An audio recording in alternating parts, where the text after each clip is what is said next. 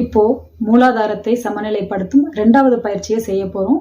முதல் பயிற்சிக்கும் இதுக்கும் பெருசா ஒன்றும் வித்தியாசம் கிடையாது. கிட்டத்தட்ட 80% ஒரே பயிற்சி தான். அடுத்த 2 பயிற்சிகள்ல ஏதாச்சும் ஒண்ணு பண்ணீங்க அப்படின்னாலே போதும். உங்க டெய்லி லைஃப்ல எது உங்களுக்கு ஈஸியா இம்ப்ளை பண்ண முடியுதோ அதை நீங்க இம்ப்ளிமெண்ட் பண்ணுங்க.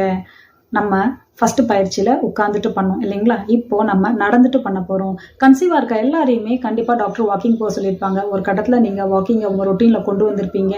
அப்போ நடக்கிறப்போ வீட்டில் தான் நடக்கிறீங்க அப்படின்னா அப்பயும் பண்ணலாம். இல்லை வெளியே போறீங்கன்னா ஒரு நல்ல பார்க்காக போயிடுங்க. மண் தரை இருக்கிறதா செலக்ட் பண்ணிட்டு செருப்பை கழட்டிட்டு வெறும் காலில் பண்ணுங்க. ரொம்ப நல்லா இருக்கும் இதோட எஃபெக்ட் உங்களுக்கு. நடக்கும்போது ஒவ்வொரு அடி எடுத்து வைக்கிறப்பையும் இந்த பூமியோட ஆற்றல் உங்களுக்குள்ள அதிகரிக்கிறதா நினைங்க. ஒரு மனசார நன்றி சொல்லுங்க. இந்த பூமியின் ஆற்றல் உங்களுக்குள்ள போய் உங்க மூலாதாரத்தை சமநிலைப்படுத்துறதுக்கு நன்றி சொல்லுங்க. ஒவ்வொரு அடி எடுத்து வைக்கிறப்பையும் இந்த பூமியின் ஆற்றல் என்னை ஆசீர்வதிப்பதற்கு நன்றி, என்னை குணப்படுத்துவதற்கு நன்றி, என் ஆற்றலை அதிகரிப்பதற்கு நன்றி, என்னை நேசிப்பதற்கு நன்றி அப்படின்னு சொல்லுங்க. இல்லை உங்களுக்கு ஏற்ற மாதிரி எந்த அஃபர்மேஷன் உங்களுக்கு தோணுதோ அதையும் சொல்லலாம். இப்போ இல்லை நான் சொன்னதையும் சொல்லலாம்.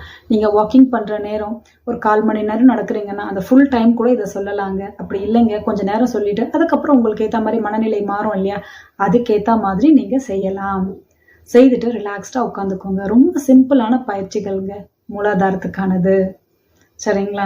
இந்த பயிற்சிகளை டெய்லி காலையில் இல்லைன்னா சாயந்தரம் ஏதோ ஒரு டைம் நீங்கள் உங்கள் ரொட்டீனில் கொண்டு வந்துருங்க.